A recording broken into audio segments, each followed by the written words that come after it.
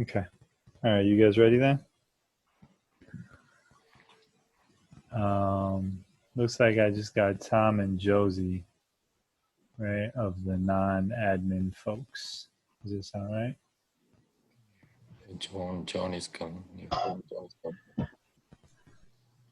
right, well, all right, then maybe John, I'll start and then you can share the recording. I'll just run through this stuff super quick so everybody can see what is the kind of the district guidelines. Can I go on share yet, right? Can I hijack John for a sec? I made you co-host. Okay, cool. All right.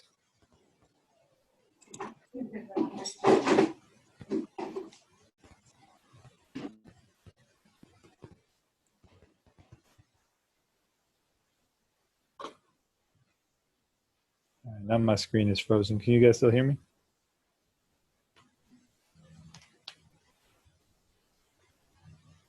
I'm here.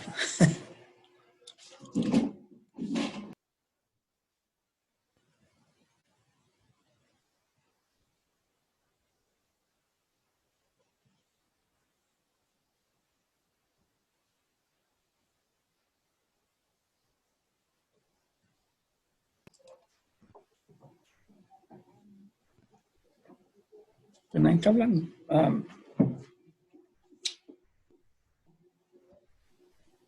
Era el plasma ya.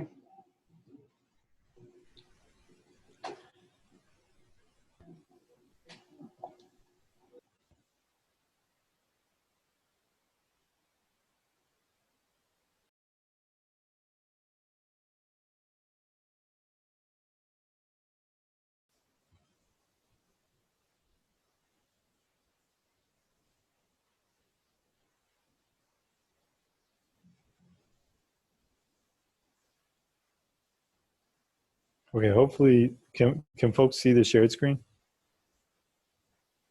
Yeah, Yes. okay. All right, cool. Because I am clearly having technical difficulties and and I think I just have too many applications open on my computer. So real quick, we wanted to start this meeting off just sharing the information that was shared with us last week and the week before. I've shared the document twice with you guys regarding the grading guidance. But now it'll be also enshrined in video. So I'm going to go through this super brief because the gist of it is very simple, right? And it's what I reiterated both last week and this week, and I think what Sarah and Maria have reiterated as well, which is, under no circumstances essentially should whether or not students are engaged during this time hurt them in their grade. Right, so the essence of it is where they were at Q3 or where they were at really right before we closed on the 13th should be the minimum of where they end up for their final grades at the end of the year. And so the quick kind of dirty version of it is to show you this chart. The phrasing here is really important so that you guys are clear, and this is kind of what you'll hear from me and from the rest of the district folks throughout the next several weeks as well, is just reminding kids that everything that they have in front of them is technically enrichment. That being said, they should understand that we are tracking student engagement, and student engagement will certainly have an effect on their grade, but it is not accurate to say that we are going to be including their grades in the final grade, right? So what is ultimately the guidance? I'm going to flip to just this chart. Can anybody see this chart? I'm looking at you, JP, for the confirmation. Good. Okay. So so this chart is useful in kind of highlighting exactly what happens or what the district is using as guidance for grading, right? And so the essence of it again is if you look at all of the rows that include engage in learning opportunities during the mandatory closure, right? What you'll see is that for the 4th marking period, they're asking you to mark those students as a pass or a P, right? For any student that does not engage with the teacher, they're asking you to mark that grade as an I, right? And that's just across the board. So they're saying across the board during the fourth quarter, when you are grading a student on eSchools, what you're going to give them as their quarter grade, or their the grade that we typically put in first, and then it gets averaged, right? Is they're asking you to put in either a P or an I. Then the final grade essentially is obviously it's going to be computed by the system, but we're going to override. And what they're asking us to do here is essentially say, okay, if a student engaged in the learning opportunities, then their minimum grade should be the grade that they had when during third quarter, right, or at the end of third quarter. So a student with an A must at the minimum get an A, obviously. A student with a C must at the minimum get a C. If a student did not engage, right, or they had that incomplete, then the minimum that you can give them there is a pass or a P, right? And then ultimately, if they did not engage and they had an F, that's the only situation in which you can give them an F. We should be ignoring that third, or the last column there, the yellow column, because that only applies to mastery schools. So the district folks, when they did this presentation, went through a bunch of examples, and I'm actually not going to do that because I think that it makes it feel like you have to do X, Y, or Z. But I did want to make sure that it's clear what we mean here. So the main questions that I think are going to come up from our staff is A, right? What constitutes engagement? And B, right? Can I use my discretion to bump a kid up, right? And those two questions are both answered really with the general kind of message that this is your world, right? You guys are creating a universe in which you are engaging with kids. And so for the majority of our students, they're going to be engaging with you on the material that you are presenting to them, right? And it therefore makes sense that you can use some discretion to determine what you consider sufficient engagement, right? That is the main area where there is discretion. Obviously, there is going to be certain exceptional cases where a student might be going on the internet. Going on the packets instead of going on the internet. And they may self-report to you, hey, I did a whole bunch of packets, here's some screenshots or photos of me doing the packets, and you'll want to count that however you want to count that. But the majority of the kids are going to be engaging with you on the material that you're presenting to them. So first things first, right, is use your discretion. I think John is going to guide us in a conversation later on today about what we feel like we should be meaning by engagement. And again, the official guidance that I want to give you there is hey, use your discretion. The other kind of question that I think will come up again is this question about well, what if I want to boost a student? And so I'll real quick name these 4 kinds of scenarios that I think you guys are going to find that will still align with the spirit of what we're trying to do here in terms of grades, right? So first situation, right? A kid did what they did during third quarter, and they're showing exceptional engagement right now. You really want to reward them for the amazing work that they're doing, right? Can you bump their grade up, right? Absolutely, right? So if a kid was sitting on a C at the quarter, and they've just been exceptional in their engagement, and you're really impressed, et cetera, and you want to change their semester grade to a B or an A, I would say go for it, right? There's nothing wrong with that. That's totally in line with the spirit of what we're doing, right? So absolutely, if you want to bump a kid up, go for it. Secondly, right, there's the scenarios in which you would maintain a kid's grade, give them the letter grade, right? So kid had a C, they engage, you give them a C, right? Well, in certain cases, that's a good look, and in certain cases, that's a bad look for a kid, right? A kid who had a C, disappointingly, but is used to getting A's, right? If you want to give them the C there and kind of give them the message that you engage, but not adequately enough to be commensurate with your normal performance, I think that's fair. If you want to give them a C there because that's a good look, right, or that's a boost to their grade, that's also a good look, right? So the example that I gave to John when we were talking yesterday is like there's a difference between like, you know, Adora maintaining a C and Elias getting a C, right? Like these are completely different situations. But for Elias, that's going to boost his GPA. For Adora, that's going to bring her GPA down. So keep that in mind.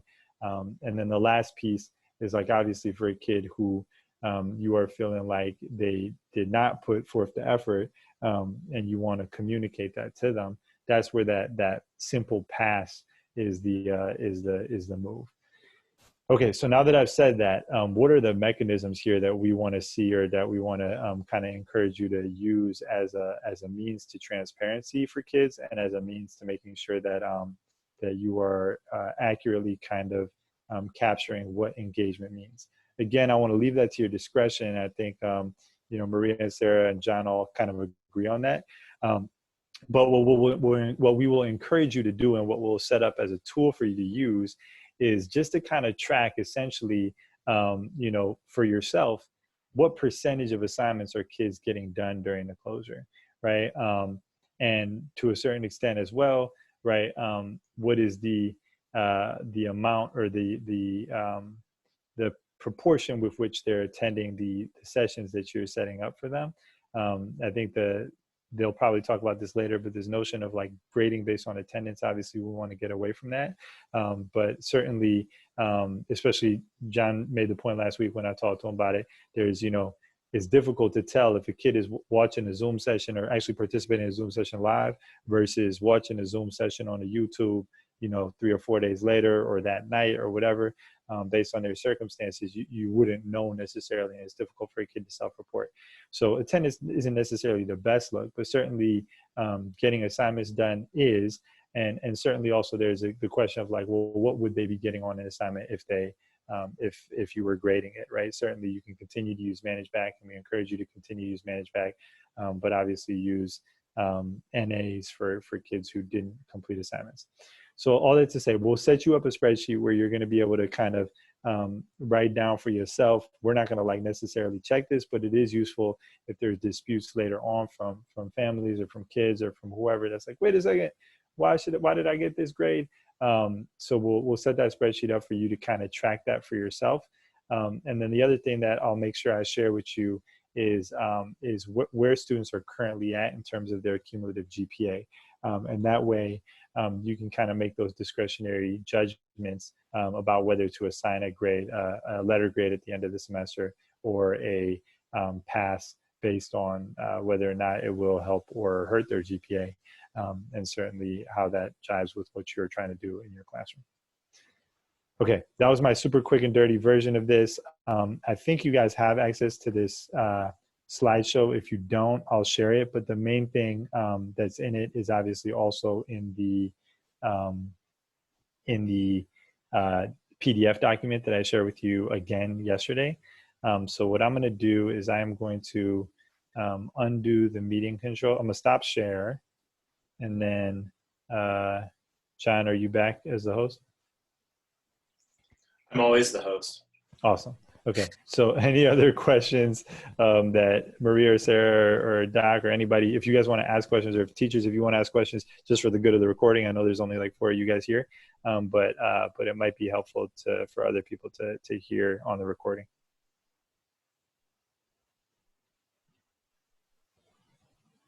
Maria, Sarah, John, did I cover kind of what we had discussed in the email chain and in general?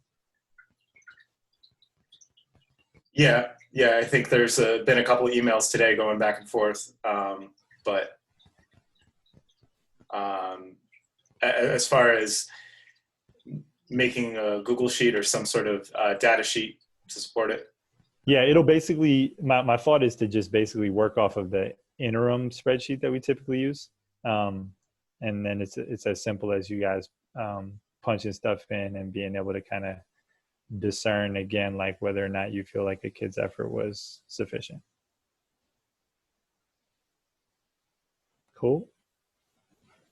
All right, I'm gonna then dish it back to you, John, and then JP, is that a question? It is. ManageBack. So you're talking about schools for eSchool. Mm-hmm. What do we do with ManageBack? Great question. Okay, so give me feedback on this. This is a 3/4 formed thought. Again, what I want to encourage you guys to do is to continue to use ManageBack if it is useful for you, because obviously the assessments that you're giving kids are ManageBack graded assessments. However, the difficulty is going to get at the end of the semester when people are needing to then put in grades. Now that doesn't really apply to DP teachers. DP teachers should continue to use ManageBack as they would because it essentially functions as a regular grade book for DP. But for MYP, it's a little bit tougher because then you, at the end of the semester, you're going to have to, click on the different, criteria and come up with a grade. So ultimately, at the end of the semester, what I want to suggest is that we do not send home ManageBack report cards for our MYP students. For our DP students, we can, because it's essentially the same thing, right? But for the MYP students, I would say they can continue to check their ManageBack, obviously, and see what their grades were and whatnot, but we won't send home the report card from ManageBack. We'll just use the report card from eSchools and essentially follow the guidance, from the district on that. So if that makes sense, JP, I think that's kind of where we're at. Maria, does that sound right to you? Okay, cool. She's nodding for those of you guys who aren't looking at her. So, all right, cool. So, John, I'll dish back to you. Awesome. Thanks, Amir. Thank you. So today I wanted to open it up for best practices, and a few of you did get back to me on the Google form saying that there were, at least some specific things that you were thinking about sharing. And so I did make a note of that on the agenda that we're looking at right now. And of course, if you have other best practices as we go through this, please do not hesitate to chime in, because I think we're at a point now where we've been doing this for a few weeks, and I feel like people have some ideas about what works really well for their classroom, online classroom, and what they found to be successful. And even though most of what I've heard in talking to people is that we tend to have more failures than successes at this stage, there's still some things that consistently work. And so that's really where we're going with the best practices and what I'd like to for folks to talk about today. And also be thinking about maybe some things that you haven't tried yet, especially when other people bring up ideas or questions, things that we can focus on in the future. And then I think long-term, we need to be thinking about the possibility that this is something that we're doing at the beginning of next school year. It's been insinuated by the governor that we will have some sort of blended model, not insinuated, but it's been explicit from the governor that we'll have some sort of blended model to begin next year, quite possibly. We have had no communication from the district so far about any decisions made around that. It's obviously very early to make decisions around that. But we all know how to do in-person school. So thinking about how we can best prepare ourselves for doing online school and really contextualizing this conversation of best practices would be really, I think, the best direction for this conversation.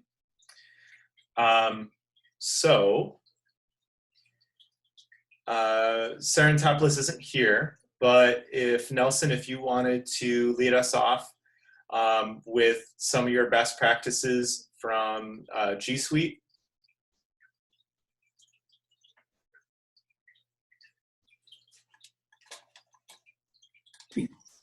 ¿Qué dice? Creo que G Suite. Entonces, creo que G Suite. Let me see. Yeah. So. Okay. I working with my student in using the Google Classroom. Yeah. All right.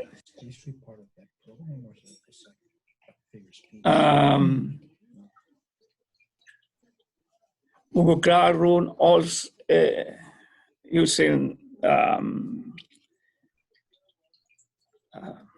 upload video using PowerPoint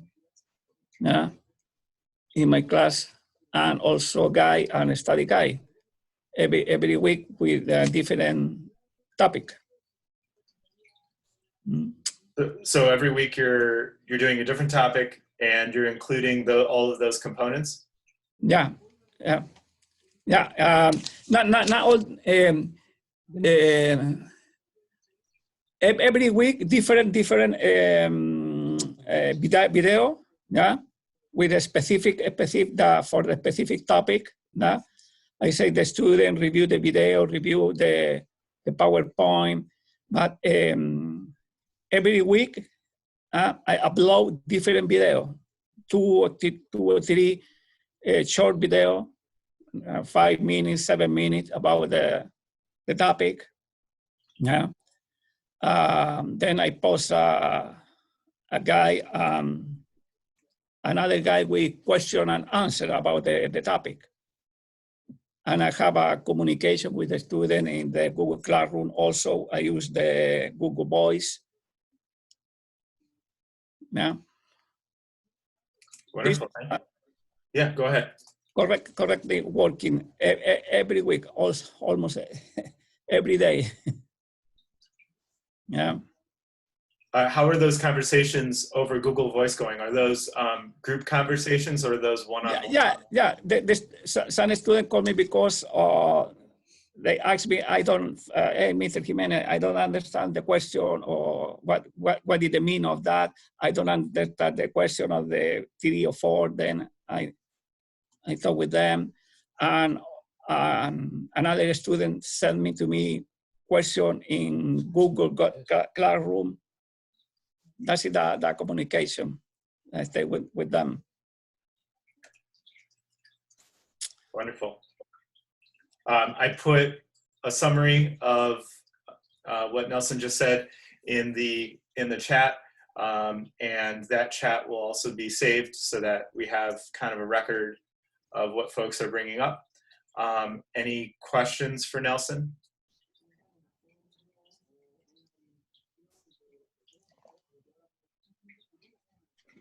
Thank you. Mr. Persiak had to step out.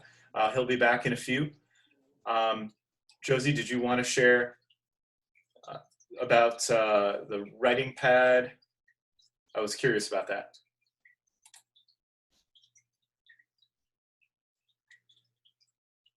Can you hear me? Yes, sir. Oh, okay.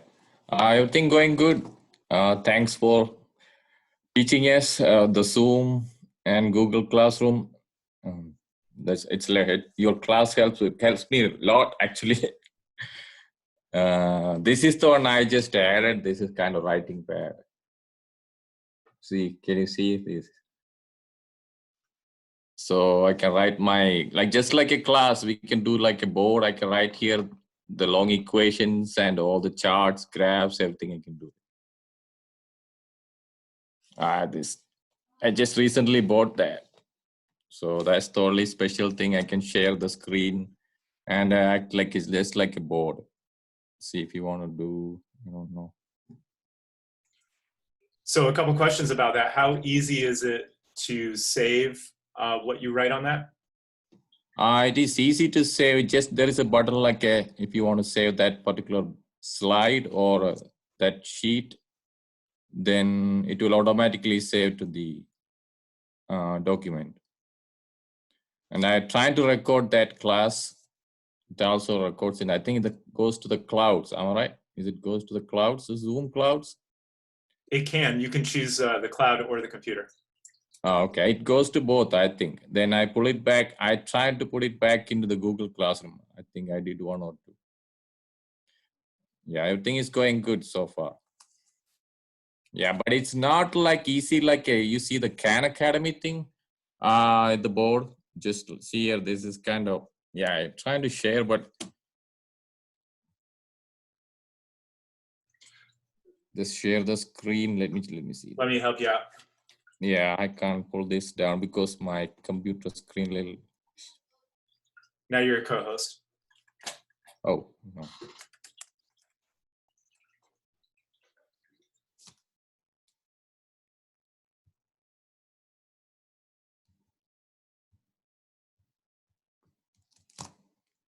Yeah.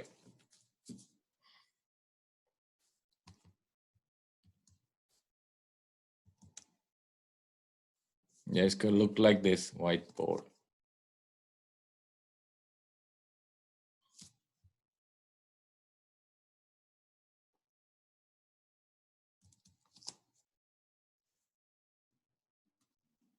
So I can write some equations like it. See that? And I can pull the background, screen, graphs, everything. Then I can write on it, graph on it. So it's kind of easy a little bit. Instead of typing all the complicated equations like e raised to x squared plus something like that, you know.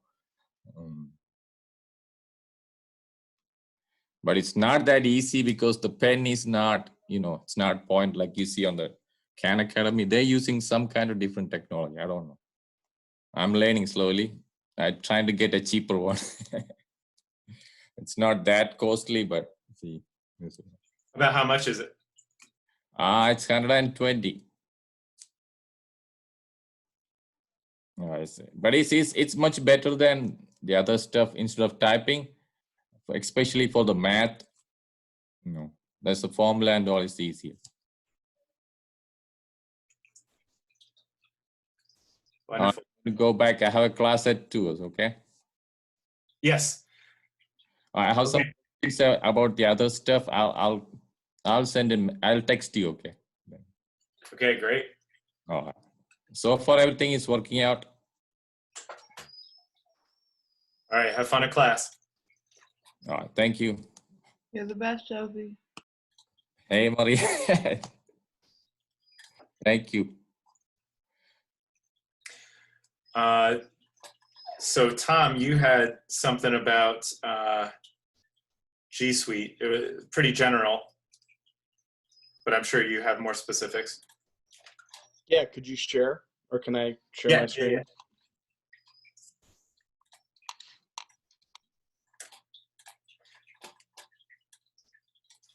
So this is something that I do for projects during the regular school year, but it could kind of relate to a lot of other things that you may do in class. This is a Google Sheet that I use to track participation for all the kids in class. So I have a drop down. So I have the kids. I have a drop down with different kind of tiers. And then, so I do that on a regular basis, try to do it every day. Every day they're doing independent working. And then at the end of the quarter or at interims, whenever it is, that automatically averages. So this is, you can see over here, it's an average of that row from M to Z. And then I also have a formula here that tells me what the score would be for IB. So I don't have to look at just automatic tabulate it. And there's that, it's an if formula. So if it equals between 97 and 93, it's a 7, yada, yada, yada. It's one of those formulas that I knew existed and just kind of copied it from somewhere else, which is where I get a lot of my formulas for sheets.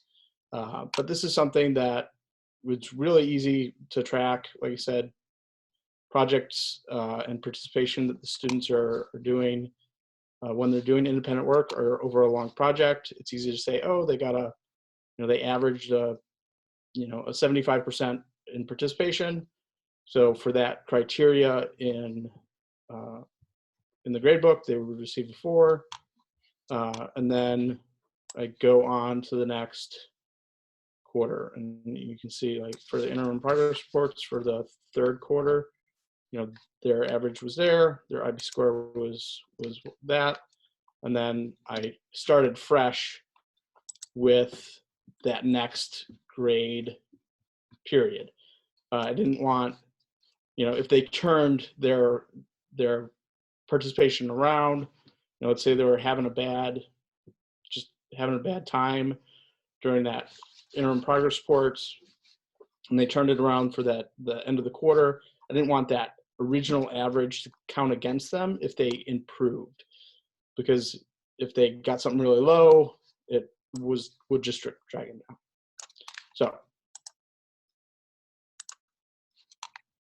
questions about that at all?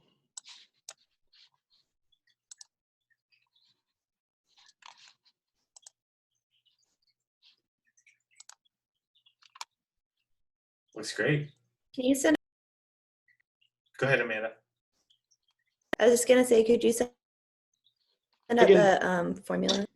I can send a template that you can just put students' names in and then drag the columns down and put in the averages and all that stuff. I feel like I need to have a one-off on Google Sheets. Tom and me will double team that. Yeah, for Excel and Sheets are fantastic.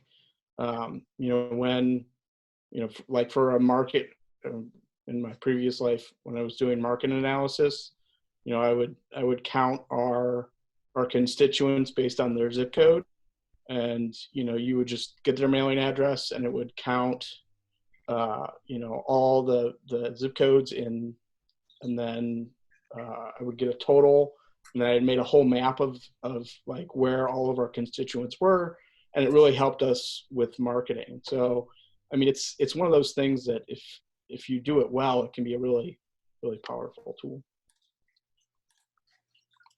Excellent. Thank you, Tom. Not a problem.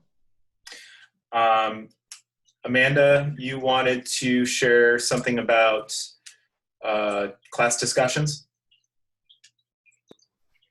Yes. I'm getting it pulled up so I can actually show you what it looks like. But as some of you might know, I'm also have been doing my master's program entirely online for the past couple years, or 2 years now.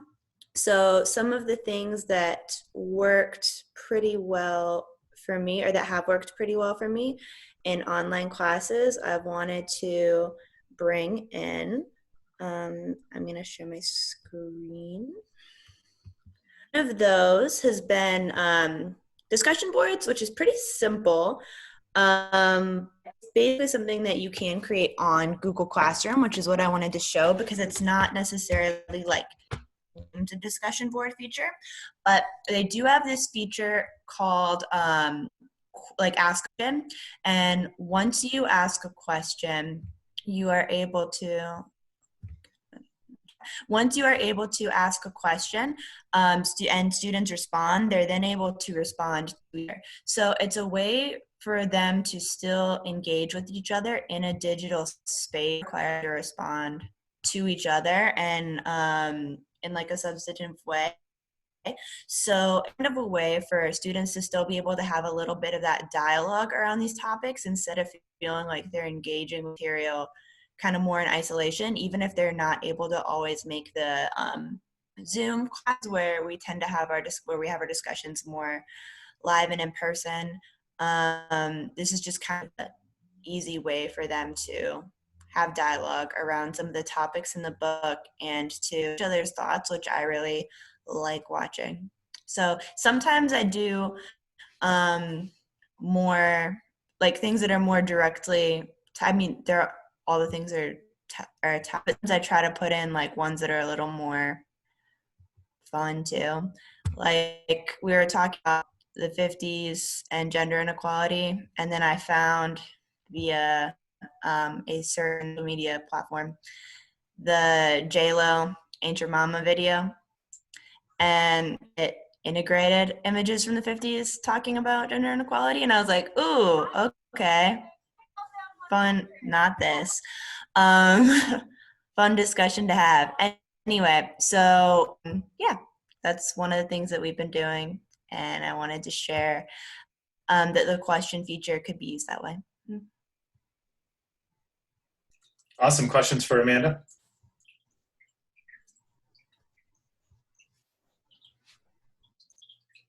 Amanda, does it alert you, or does it alert the writer when somebody responds?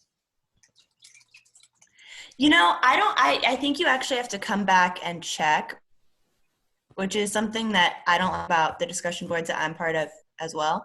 But I'm not sure how that looks from like the student screen. And do you tell them like, hey, like respond by these dates, and then I'm not going to be looking at it after that, or? Yeah, it's usually 2 days. Give your initial post by this day, and then give your response by this day.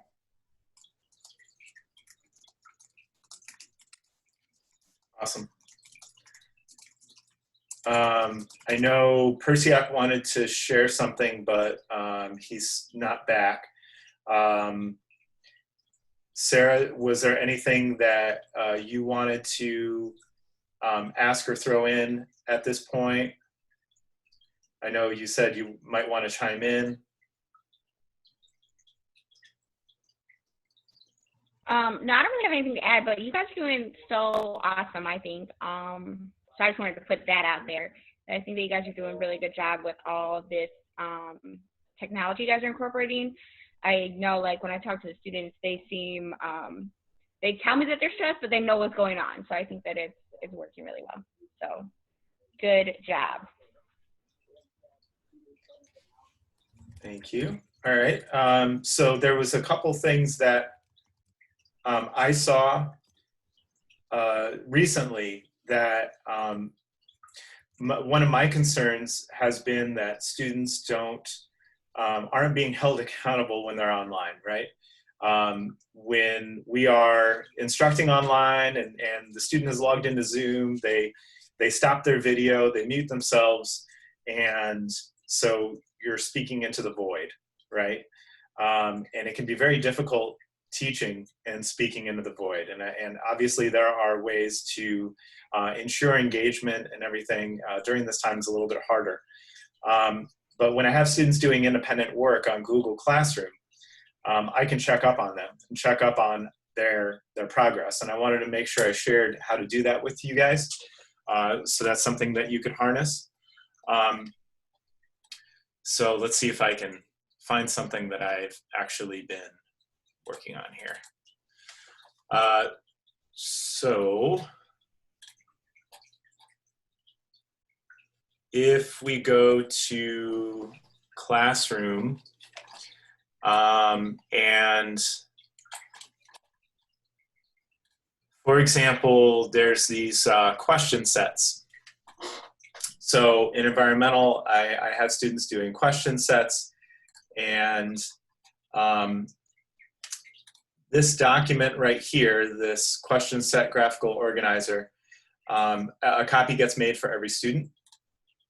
And so if I actually navigate out to this folder, so what you can do is if you go to the assignment and then go to the student work tab, and then click on the open folder for assignment, then you'll actually see all of their copies.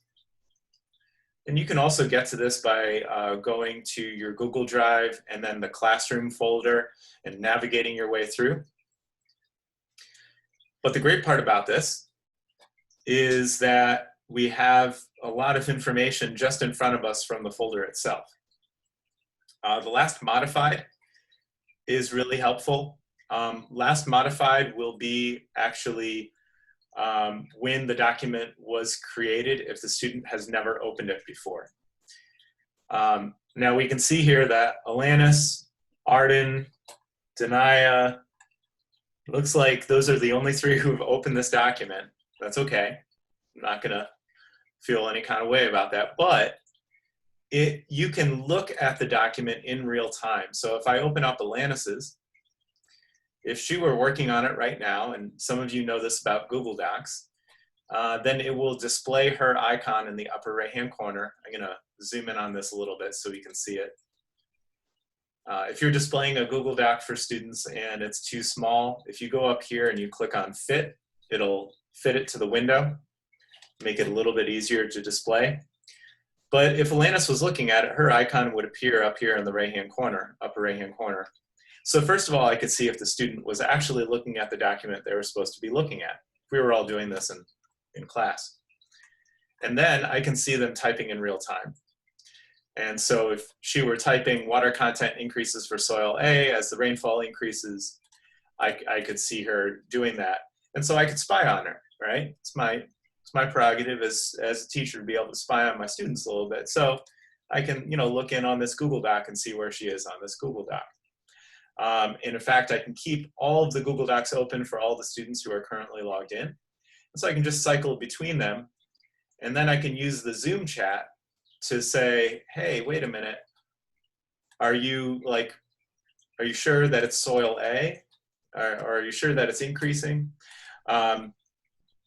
There used to be a chat function within Google Docs. And I mean, you can use comments if you want. That is another way to interact with students on Google Docs. So if I add a comment and, whoops, wrong thing. But if I add a comment and ask, are you sure that it's the water content? And that way we can have this dialogue through the comments. There's a variety of ways you can interact with the kid. But that enables you to really look over their shoulder, especially if you say, I need you working on this document right now. So, but I just wanted to make sure I pointed that out because I know we're getting to the point where we're sitting here going, all right, well, the kid is logged on. Are they actually doing something?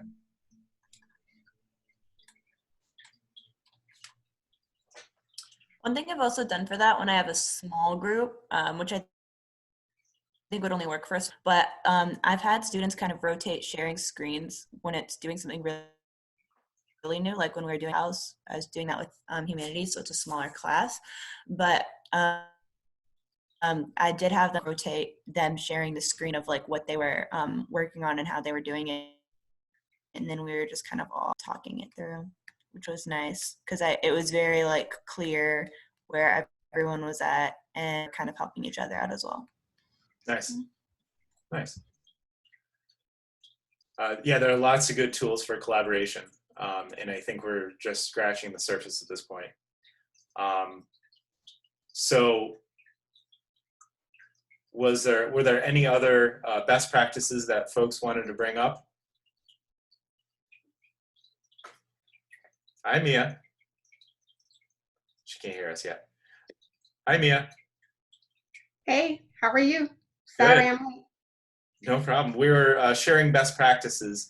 I know you're not spending a lot of time running sessions. Do you happen to have any online learning best practices or anything that you've heard either from students or from other folks that you'd like to share? I'm putting you on the spot. Yeah, I think they just need some support, just additional support, because what I've been hearing in the meetings with students is that I just need to know how to navigate this and make sure that I can get in and out of Zoom because their Zoom connections are not always as steady. And so is there additional support that we could provide, or in terms of like the Google Classroom, are the Zoom meetings tied to Google Classroom? So that's the magical part that we're currently working on, right? In terms of recording the video and then uploading that to YouTube, and then sharing that link from YouTube to Classroom. There's a few steps there, and not everyone's comfortable with doing all those steps. I think that we as a staff, if you're not comfortable with that, please reach out to me and reach out to Amanda. I think you're pretty comfortable with that. I know some other folks are. Google Hangouts, Google Meet Hangouts is integrating into Google Classroom really well. And it may be a direction that we want to go in if we need to continue distance learning in the fall, because that is very streamlined. Whereas if you have a Google Meet within Classroom, then you'll be able to record and post that just with a couple clicks. And there won't be this end around trying to get that recording back in. So I think for the time being, since we've ramped up on Zoom, we're comfortable with Zoom, that we should keep this going until the end of May. But then I think at some point we can look at transitioning. Microsoft Teams is also really good. Skype has its own advantages. So I think that the summer will be a good time to reflect and figure out what makes a technology is the best look.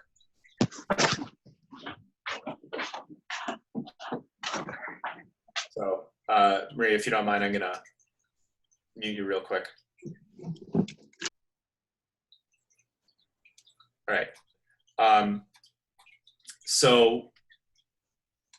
One thing that Amir was talking about as far as leading this conversation around what it means to be engaged, I wanted to piggyback on what Amanda had just presented to us with asking a question on Google Classroom. If you can make sure that you're on Google Classroom, the student view, Google Classroom PD, and that's a class on Classroom that I believe all of you are on. If you are not on it, then I can give you the class code. I'll put it in the chat.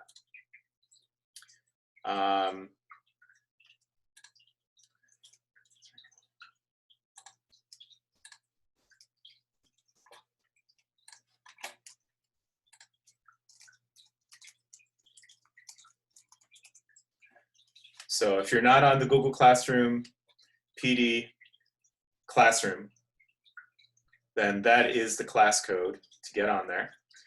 And I'm going to share my screen with you. So here's how you can ask a question. So you would go in your class to the classwork tab. And Amanda, please interrupt me at any time if there is a tip or trick that you know of. I haven't really used the question feature very much. So ultimately, the question that we're asking right now, that I'm asking, is what does engagement mean to you in the context of giving students grades for this time period? Note that I can choose short answer or multiple choice. I can also choose for it to be graded. Let's do an MYP. Let's say this is reflection, right? So criterion D, 8 points. This is due tomorrow. And I'm gonna make sure that you can reply to each other and also that you can edit your answers. What instructions should I put in here? Is there like a length requirement, or is there like anything you want us to look at or consider? There's the Padlet we put together about what were engaging things for us to do. So we can maybe like reference Padlet and then attach it? Yeah, good call. So I just grabbed that link.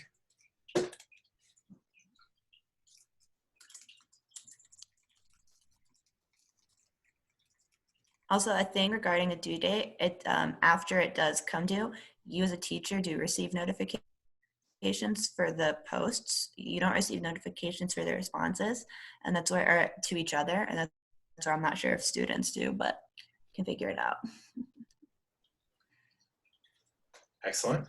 So now you'll see this question first thing in the classwork tab and also in the stream.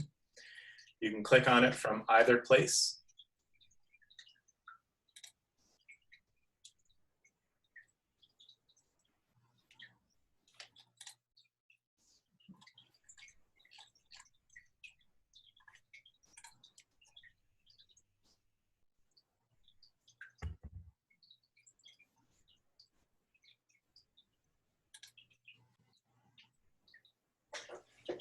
And then once you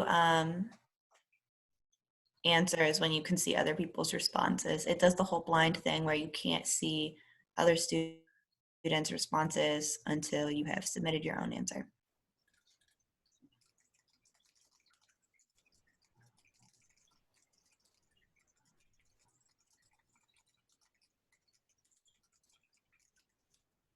Which I kind of prefer. I've been in discussion boards both ways. Yeah, I agree. So let's practice, but with giving at least one answer now, and hopefully this can be an ongoing conversation, discussion. And so Amanda, I'm gonna see presumably in here their answers. Yeah.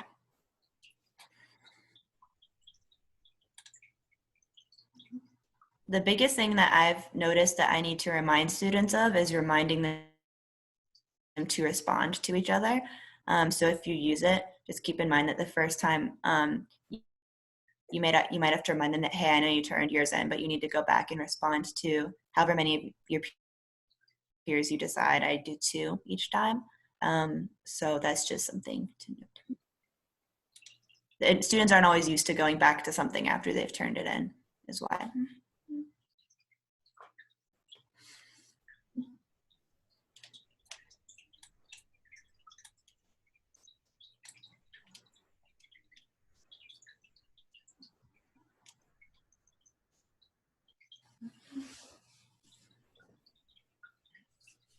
So take another minute to craft your initial answers so that we can get some answers in there and then be able to respond later.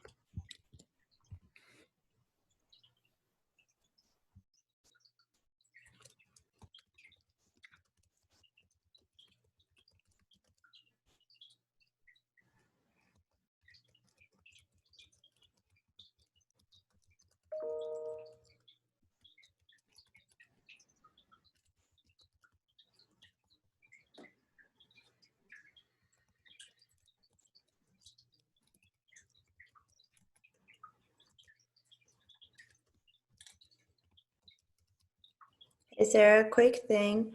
You put it in something that I had to kind of show them too. You put it as a class comment, but if you look at the top right, you're going to see where it says your answer. And then it'll say turn in, and you will want to put it there.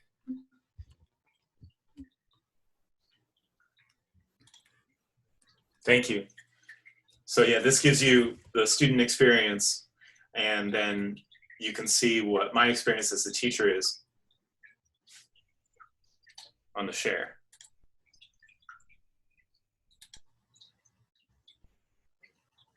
Yeah, it's actually really helpful to be able to see the student one. There's that thing that says, click to see your classmates' responses. Sweet. So awesome. So now I have. I was actually wondering on that, is there a way for us to set up like dummy campus emails that we can where we can be students in our own classroom? There are a couple of times where I've really wanted to see that. I have test student set up as a dummy, and I can send out, I forget it off the top of my head what the password is. I think it's something silly like capital T, capital S, test student.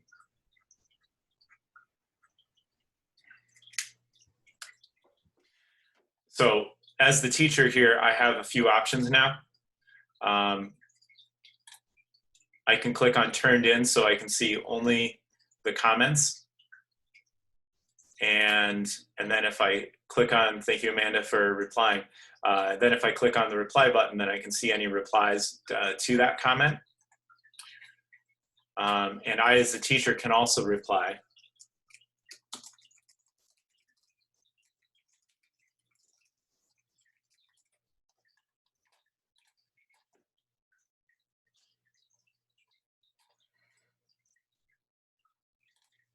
I could also see all, so that it'll show me also the students who haven't responded yet.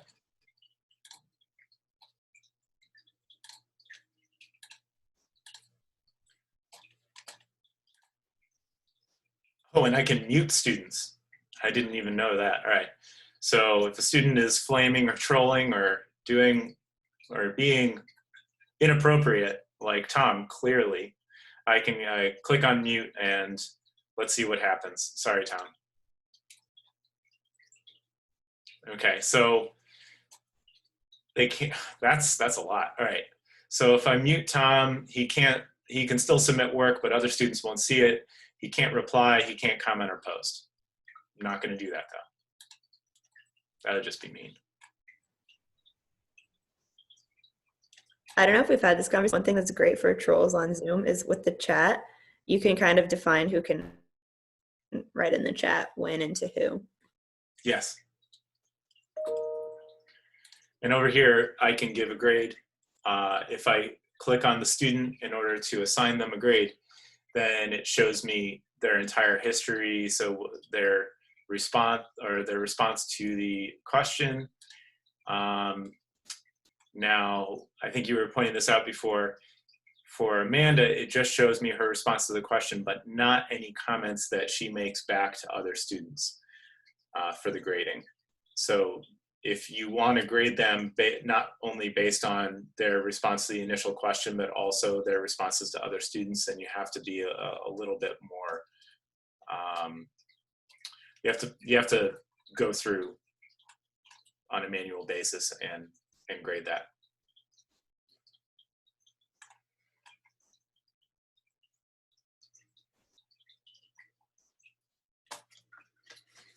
Awesome. So it's a little bit past 2:30, and I wanted to make sure that I ended as close to an hour as possible. Tom sent the participation template. So I will make sure to attach the summaries of what folks shared and also that template. Send me anything else that you want to have attached to the video when I upload it, and I'll make sure that it gets sent.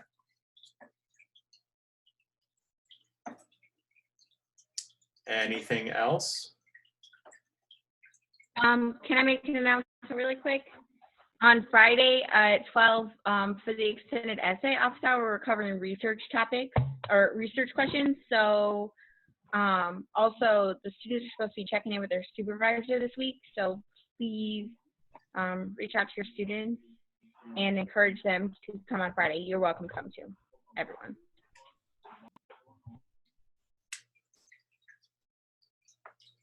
And Amanda's got the book club at 4 o'clock today.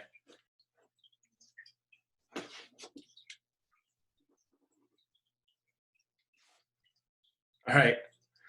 Hey, there it is. Okay. Thank you so much.